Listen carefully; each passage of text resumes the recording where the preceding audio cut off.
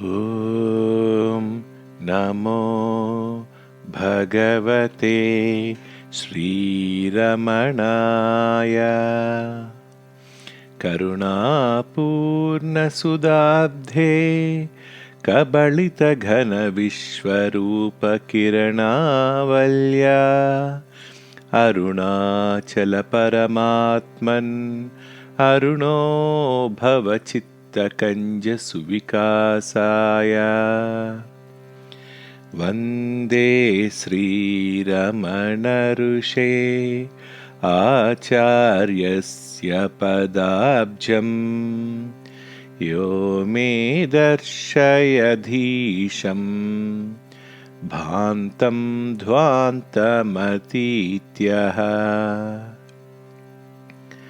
अखण्डसच्चिदानन्दे परब्रह्मण्यलौकिके विलसन्तं गुरुं नौमिं सर्वदा हृद्यहं भजे. Day by Day with Bhagavan, episode number 13, 24/3/1946. I refer to Swami Sambuddhananda's last question, what to do with those who have lost faith in God and who, if asked to find out their source, may say our parents are the source from which we spring. Bhagavan, fancy a man saying our source is our parents. I asked, but what about a pure materialist who does not believe in God? How are we to deal with him? Bhagavan, he will come gradually, step by step, to find out the source of I. First, adversity will make him feel that there is a power beyond his control upsetting his plans.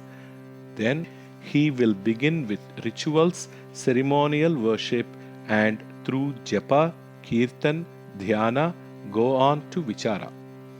I asked Bhagavan, what is the fire that is called the Nachiketa fire in the Kathopanishad?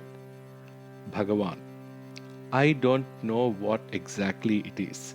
It must refer to some fire ritual. These terms are generally symbolical. Only today I saw in the current number of the Ramakrishna Vijayam an article on the 5 fires. So saying, he took up the journal and read out to us almost the whole of the article.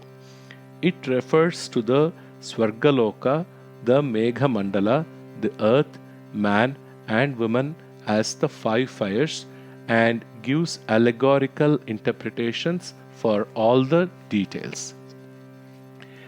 25/3/1946 afternoon. I again asked Bhagavan about the Nachiketa fire. I find from the Kathopanishad that there was already a fire sacrifice which was supposed to lead one to heaven. After Yama explained it to Nachiketas as the second boon, he voluntarily said, hereafter this fire will be called the Nachiketa fire after you. But later the Nachiketa fire is mentioned as 3 fires. I don't understand what this fire is and why it is called 3 fires. Thereupon Bhagavan asked us to look up the commentary, and we took out Krishna Prem's Kathopanishad and Bhagavan read out the portion concerned. He added, everything is allegorical. They gave out truths only in this way, never straight out in a simple and direct manner. The same fire has 3 branches or flames, and so is called one fire or 3 fires. But both the one fire and the 3 branches are allegorical, the fire standing for something and the branches for other things. The commentary says that the one central fire has to be kindled on the 3 planes, Bhu, Bhuvar, and Suvar, or the physical, astral, and mental planes. Colombo Ramachandra had sent 2 more Tiruttandagam stanzas composed by him. Bhagavan saw them this morning, passed them, and asked Muruganar to go through them, as well as the other 6 stanzas already composed by Ramachandra and recorded in the Stotra book. Muruganar perused all the 8 and had no alterations or corrections to suggest. So, again with Bhagavan's permission, the 2 stanzas were recorded by Mr. Vishwanath in the Stotra book. 26:3:46. About 10:30 a.m., a gentleman from Jhansi, who it seems teaches music to a princess, arrived here recently in a state of great excitement and emotion, having made up his mind after reading about Bhagavan that he must somehow run up to him. He told Bhagavan last evening, "Bhagavan, I have come a long distance, traveling 2 days and 2 nights. I was not sure I would succeed in seeing Bhagavan. I did not even take leave from my employers.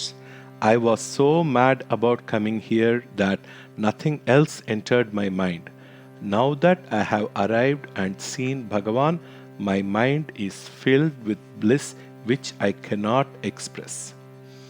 And he sang a few songs, but emotion overpowered him and he could not proceed. Bhagavan was kindly looking at him for several minutes and showered his grace on the fortunate devotee. 26:3:46 Afternoon. A lady devotee, Sitamma, a resident of Madura, read out and then gave to Bhagavan a Kummi poem composed by her in commemoration of the opening of Ramana Mandiram at Madura on the 10th of the Tamil month Masi in the year Parthiva, when Bhagavan's portrait was carried in procession through that town. Chinnaswamy told us that this lady came across the above procession without having had any previous notice about it, and was so overpowered with joy that she went into ecstasy and remained in a sort of trance for about 15 minutes. 27:3:46 Afternoon. Mr. Nanavati of Bombay asked Bhagavan the meaning of the word Madhvada in the Kathopanishad. After consulting some books, it was found out that the expression means the ego or jiva, which is the enjoyer of madhu or all the enjoyments of the world. In this connection, Bhagavan said, "There are so many vidyas mentioned in the Upanishads. One of them is Madhu Vidya. Elaborate details and rules are given for each of these vidyas. But what is the use of all these vidyas? Still, we must note that there are some whose minds are so built that they can take interest only in such vidyas. But the truth is, all karma of whatever kind will lead to fresh bondage. That is why it is said in Orivil Odukkum that Guru who prescribes fresh karma or action of any sort, that is, rituals or sacrifices, to one who after trying various karmas comes to him for peace, is both Brahma and Yama to the disciple. That is, he only creates fresh births and deaths. The following stanza which says this was Giriyai Chilaithu Vandu Kettavarukku Chumma Thiriyachugam Vilaithu Sivan Kuruvandin Chatre Manda Puddirinunya Jagamadaikku Kotranun Kalanuvan Gan. 28:3:46 Morning. Bhagavan's legs were being massaged by Dr. S. Rao, with a taila prepared by Sivadas, which was being exhausted with today's use. So the ashramam was thinking of preparing a taila, and to help them, Bhagavan took up a book in Telugu containing recipes, and the moment he opened it, it opened at a page dealing with camphor liniment. The coincidence was remarkable. The recipe contained almost all the ingredients the ashramam intended to use, and in addition, tulasi leaf and something else. Bhagavan was very particular that the bottle in which Sivadas had sent his taila should be returned to him, and gave instructions to that effect to attendant Krishnaswamy. Again, when Shivadas came to the hall later in the day, Bhagavan asked him and Krishnaswamy whether the bottle had been returned, and was satisfied only when he learned it had been done. Afternoon. Bhagavan was looking into Arunachala Sthala Puranam and reading the Arunachala Shatakam, where the story of Pari's daughters being got married by Avvai is briefly told, to compare it with the account given in Tirukkovalur Sthala Puranam. The accounts tallied more or less. But Bhagavan told us that the Pari, known as a great giver or philanthropist, is supposed to have lived near Madura, Piranmalai, etc., and to have been put to death by the machinations of the three kings Chera, Chola, and Pandya, who were envious of his reputation, whereas these two books mention Pari as having ruled in Ceylon. 29:3:46 Afternoon. A visitor wrote some questions in Tamil and presented them to Bhagavan. Bhagavan said, he wants to know how to turn the mind from sense enjoyments and realize that bliss which is said to be so much above sense enjoyments. There is only one way, making the mind merge in that which is not sense enjoyment. As you concentrate on that, the sense attractions will fall off their own accord. Again, he asks, when can I attain that bliss? He is daily enjoying that bliss in sleep. There, no sense object is present, and he still enjoys great bliss. We have not got to attain bliss, we are bliss. Bliss is another name for us. It is our nature. All that we have to do is to turn the mind, draw it from the sense objects every time it goes towards them, and fix it in the self. He asks whether he will attain bliss after death. There is no need to die to attain bliss. Merging of the mind alone is necessary. Death is also another name for us. For what is death but giving up the body? Our real nature is to be without the body. After a pause, Bhagavan added, the story of Indra and Ahalya in Yoga Vasishtha strongly illustrates how, by the force of the mind being merged in one thing, all other things will cease to affect one. There, Ahalya, the wife of a king, falls in love with a rake called Indra, and they passionately love each other. The matter reached the king's ears and attains the magnitude of a great public scandal. The king then orders the couple to be put through various cruel tortures. But neither of them is affected by the tortures. Their faces do not even show a twitch of pain, but are blissfully smiling at each other. The king, baffled by all this, asks them what the secret of their strength and resistance is. They said, what, don't you know? We are looking at each other, and so engrossed are we with each other that our mind has no room in it for any other thoughts. So far as we are concerned, we two alone exist, each for the other, and nothing else exists. How then can we be affected by other things? Such is the power of the merged mind. Night. Muruganar brought a book by Raghava Iyengar, the famous Tamil scholar, and quoted authority to prove that whatever Puranas like Tirukovalur Purana may say, it has been established beyond doubt that Pari, the philanthropist known to Tamil literature, was one who lived and flourished near Piranmalai and not anyone who lived in Ceylon.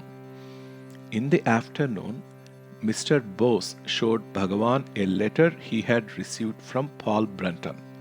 In this, Brunton says he is going back to America and that he should have very much liked to meet Bhagavan during the last 6 years, but it was rendered impossible by the attitude of the ashramam, and that therefore he had come to accept fate in this matter and was meeting Bhagavan only in the deep places of his heart where Bhagavan still is.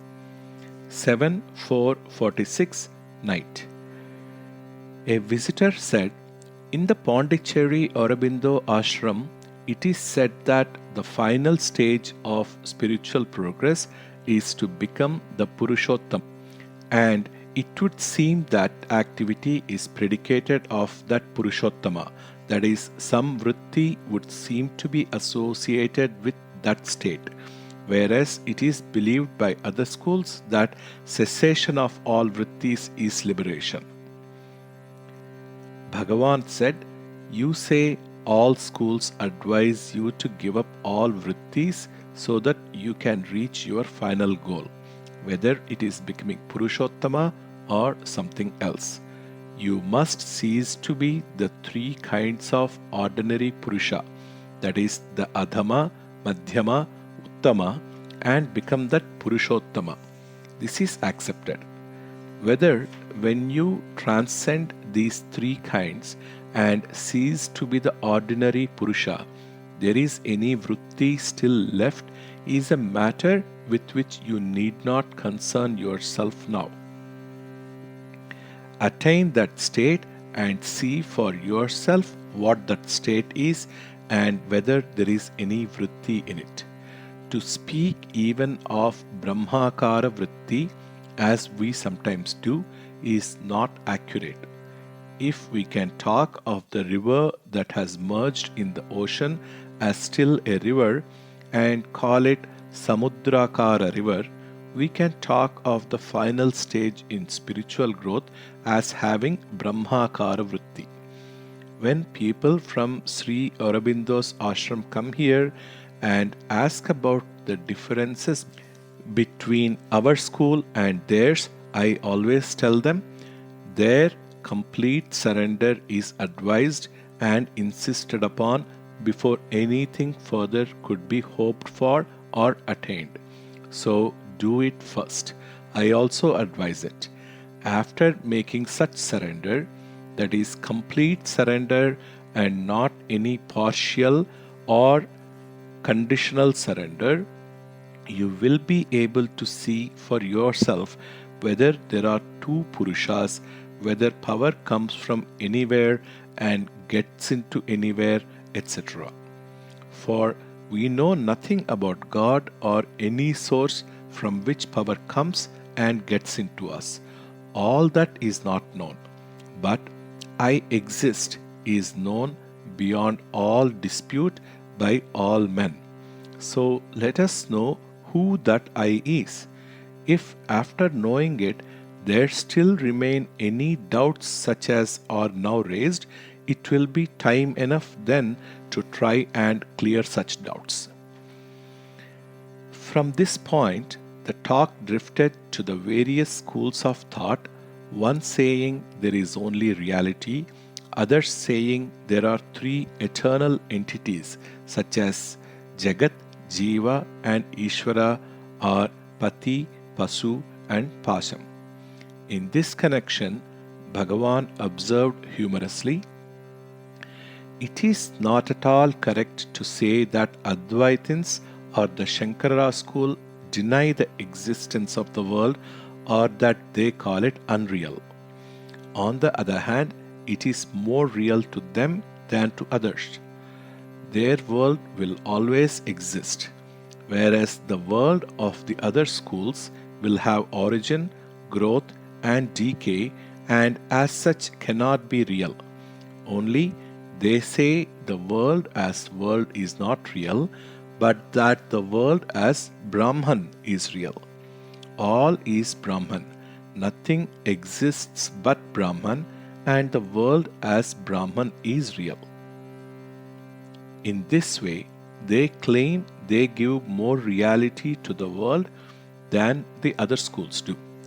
For example, according to schools which believe in three entities, the Jagat is only one-third of the reality, whereas according to Advaita, the world as Brahman is reality. The world and reality are not different. Similarly, even to God or Brahman, the other schools give only one-third sovereignty. The other two entities necessarily limit the reality of God. So, when Shankara is called Mayavadi, it may be retorted, Shankara says Maya does not exist. He who denies the existence of Maya and calls it Mithya or non-existent cannot be called a Mayavadi. It is those who grant its existence and call its product, the world, a reality who should rightly be called Mayavadis. One who denies Ishvara is not called Ishvaravadi, but only one who affirms the existence of Ishvara. Bhagavan went on to add, all these are of course vain disputations. There can be no end to such disputations. The proper thing to do is to find out the I about whose existence nobody has any doubt and which alone persists when everything else vanishes as during sleep, and then see if there is any room for such doubts or disputes. 8.4.46.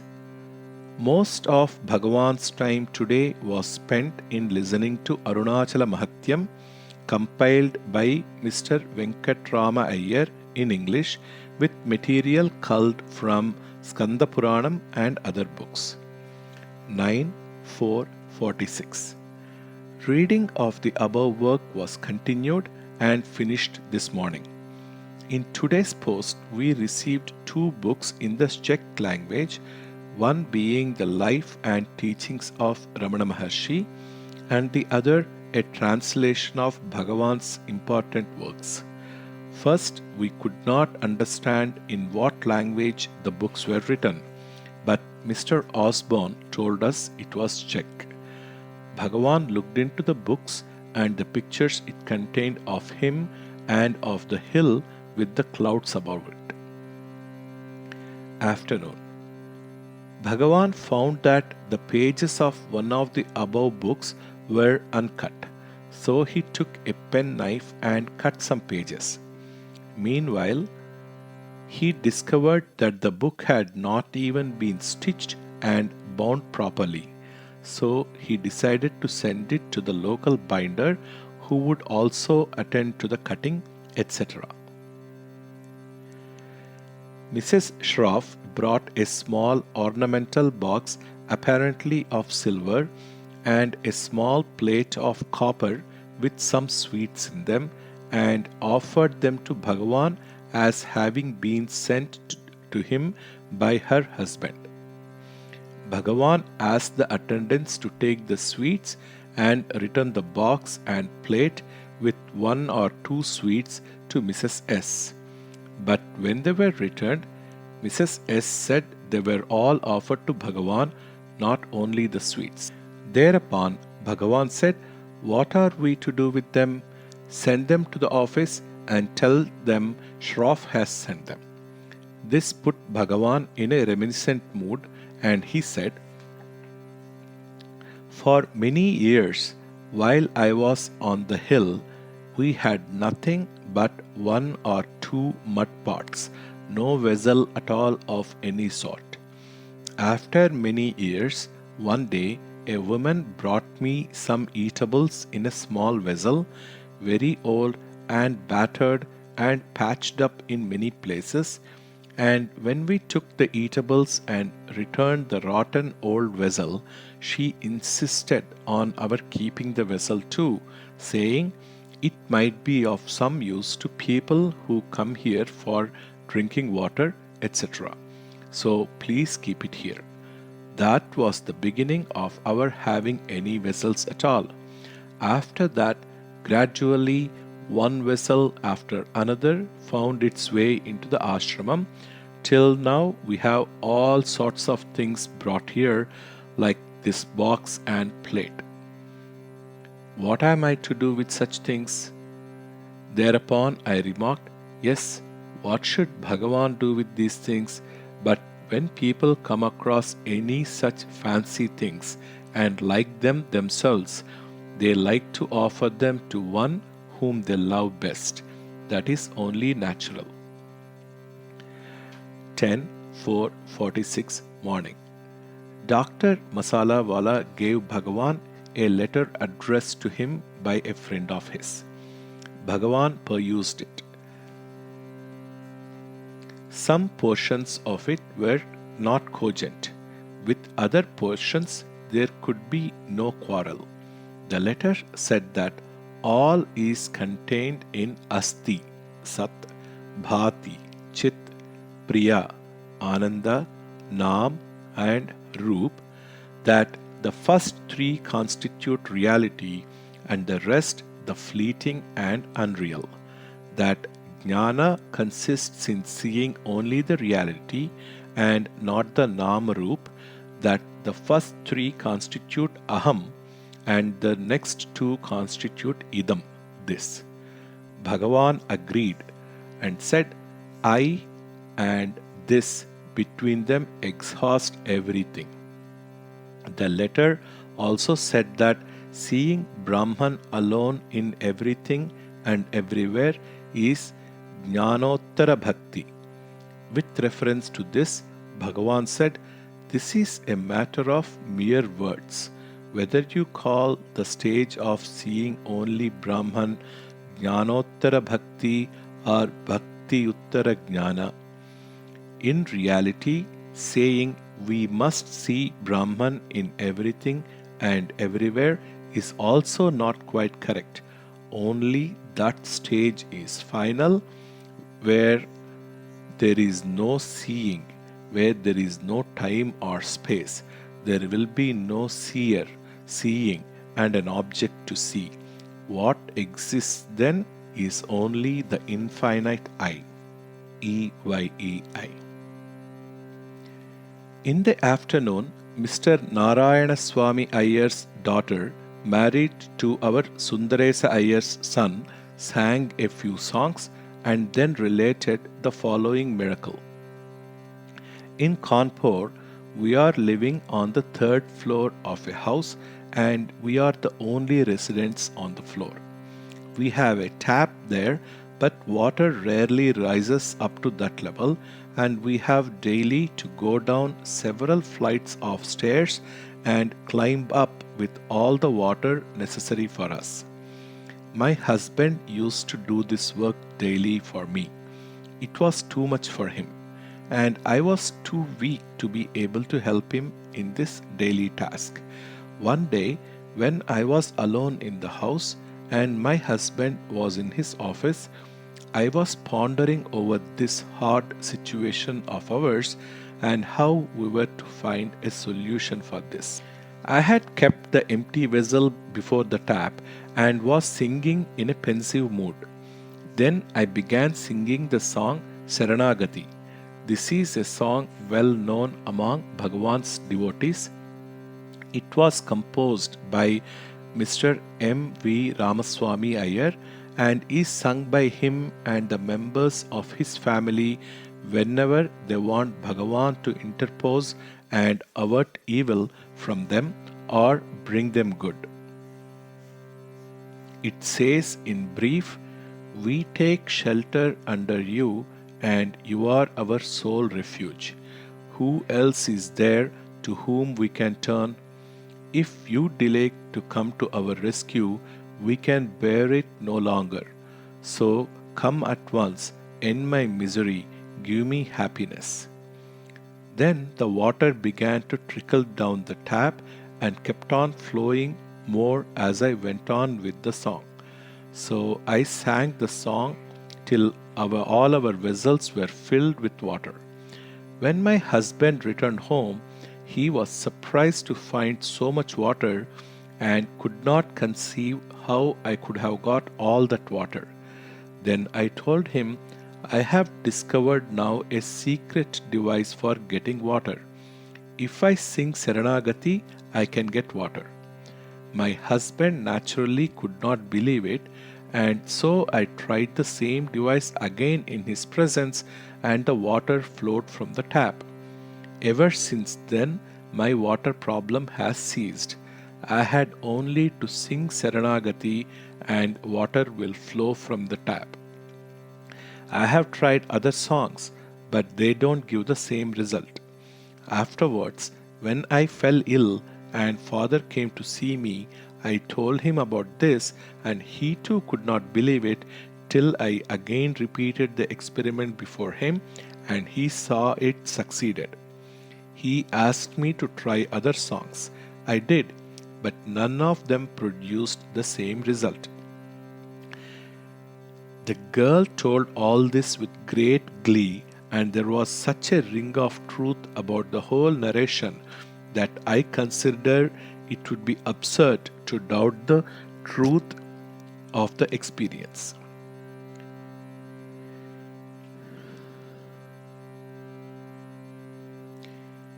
In the night, Bhagavan asked attendant Vaikuntha Vasan whether the monkeys were properly fed in the noon and whether many monkeys turned up. It being Sri Ramanavami, Bhagavan had suggested, this is their monkeys' day, we must give them food. And accordingly, about 11 a.m., when we were all having our food, Vaikuntha Vasan seems to have taken a good quantity of food, vegetables, vadai, payasam, that is all that we were taking, all mixed up together, to the steps at the back of the ashramam for the monkeys. Bhagavan's question had reference to this. Vaikuntha Vasan replied, when I went, there were only 2 or 3 monkeys, but after a time all of them came and they were all well fed. They did not quarrel with each other or bite each other. Bhagavan said, they won't fight when there is enough for all. All trouble arises only when there is want. They would also raise a big cry as an indication of their joy whenever they get plenty to eat. We have had such experiences when I was on the hill.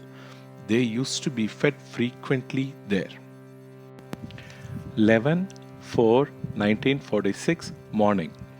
About 8 a.m., as Bhagavan was entering his cage, as he calls it, that is, the new railing round his sofa, he was staring hard at Dr. Srinivasa Rao, who was standing near me to the south of Bhagavan's sofa.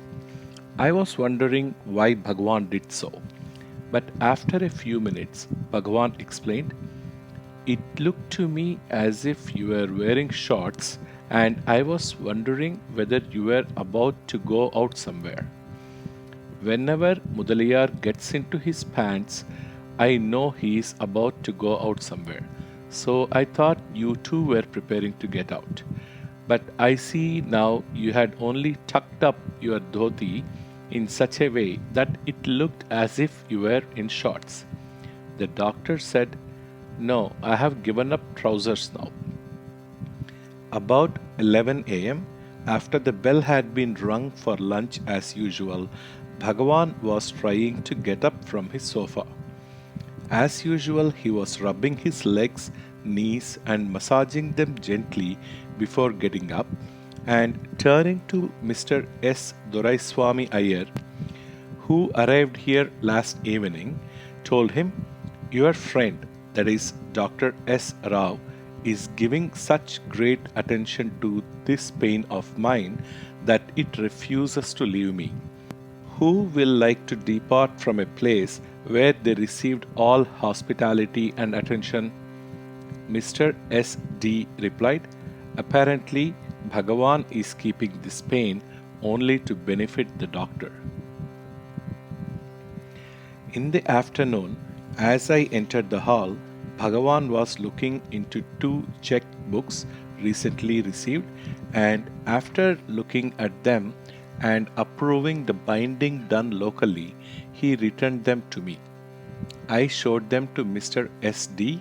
Then Bhagavan asked him if he had seen Zimmer's book in German on Bhagavan.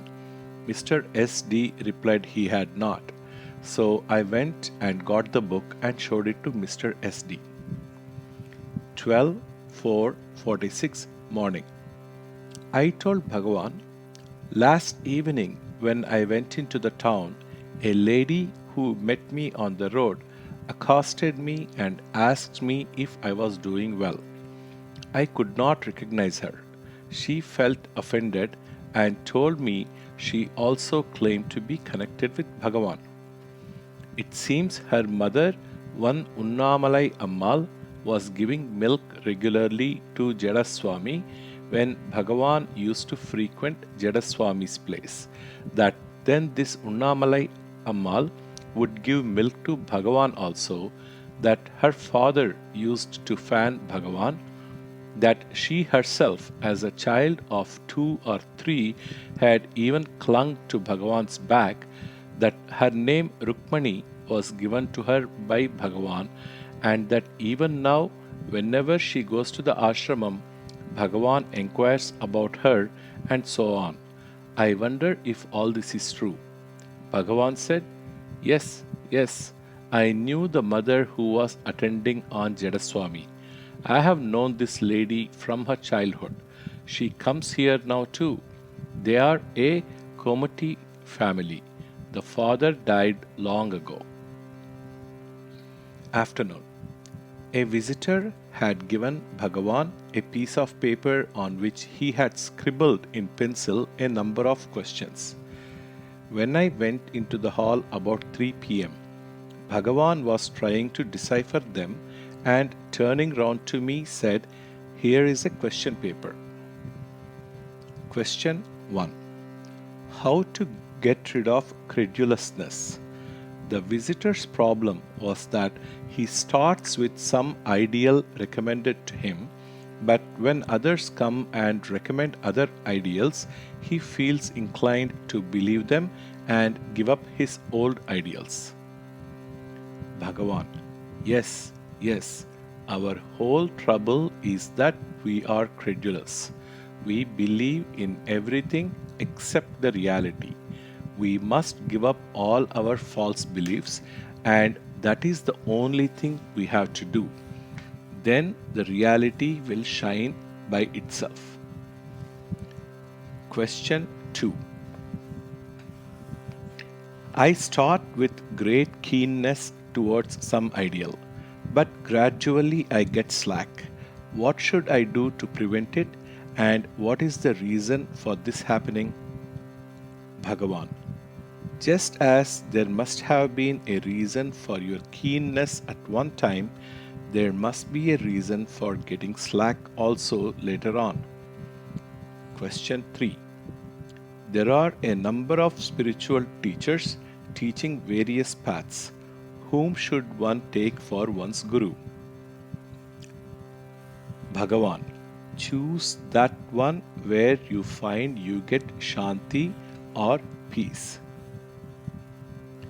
Question 4. What is the best way of dealing with desires with a view to getting rid of them, satisfying them or suppressing them? Bhagavan. If a desire can be got rid of by satisfying it, there will be no harm in satisfying such a desire. But desires generally are not eradicated by satisfaction. Trying to root them out that way is like pouring spirits to quench fire. At the same time, the proper remedy is not forcible suppression, since such repression is bound to react sooner or later into forceful surging up with undesirable consequences. The proper way to get rid of a desire is to find out who gets the desire, what is its source. When this is found, the desire is rooted out and it will never again emerge or grow. Small desires such as the desire to eat, drink, and sleep and attend to calls of nature, though these may also be classed among desires, you can safely satisfy. They will not implant vasanas in your mind, necessitating further birth. Those activities are just necessary to carry on life and are not likely to develop or leave behind vasanas or tendencies. As a general rule, therefore, there is no harm in satisfying a desire where the satisfaction will not lead to further desires by creating vasanas in the mind. Question 5. What is the meaning of Om? Bhagavan. Om is everything. It is another name for Brahman. I was looking into the January issue of Vision and came across a story about Kulasekhara Alvar. Having heard during a Kalakshepam that Ravana had taken away Sita, Kulasekhara identified himself so much with the situation in the story that he thought it was his duty as a worshipper of Rama at once to hasten to Lanka and release Sita, that he ran up and had entered the sea to cross over to Lanka, that then Rama appeared with Sita and Lakshmana showered his grace on him.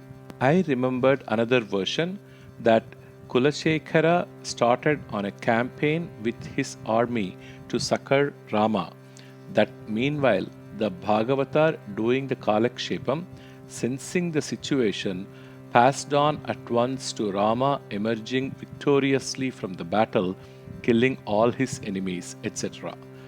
Bhagavan also thought the version I had in mind was the correct one, and that the matter referred to Rama's battle with Khara and Dushana and not with Ravana for Sita. Bhagavan looked up a history of the Alvars and told us that both incidents are found in Kulasekhara's life. This led me to make the following remark. Some Maratha saint also did a similar thing. He leaped up to the roof, I think. Thereupon, Dr. S. Rao asked Bhagavan, I don't know that story. What is that story? Thereupon, Bhagavan said, Ekanath was writing the Ramayana, and when he came to the portion in which he was graphically describing that Hanuman jumped across the ocean to Lanka, he so identified himself with his hero Hanuman that unconsciously he leaped into the air and landed on the roof of his neighbor. This neighbor had always a poor opinion of Eknath, taking him for a humbug and religious hypocrite. He heard a thud on his roof and, coming out to see what it was, discovered Eknath lying down on the roof with the kadjan leaf in one hand and his iron style in the other, and the kadjan leaf had verses describing how Hanuman leapt across the sea. This incident proved to the neighbor what a genuine bhakta Ekanath was, and he became his disciple. After a pause, Bhagavan also related, God appeared in a dream to Eknath and asked him to go and repair the tomb of Jnaneshwar. When Eknath went there accordingly, he found a contractor ready to do all the work and take payment at the end. The contractor opened a big account in which all expenses were entered with the names of all the workmen and wages paid to them. Everything went on systematically, and when the work of repairs having been completed, the accounts had to be looked into, and the contractor paid his dues. The contractor and his big account book totally disappeared. Then alone Eknath came to know God was his contractor and did the work. Such things have happened.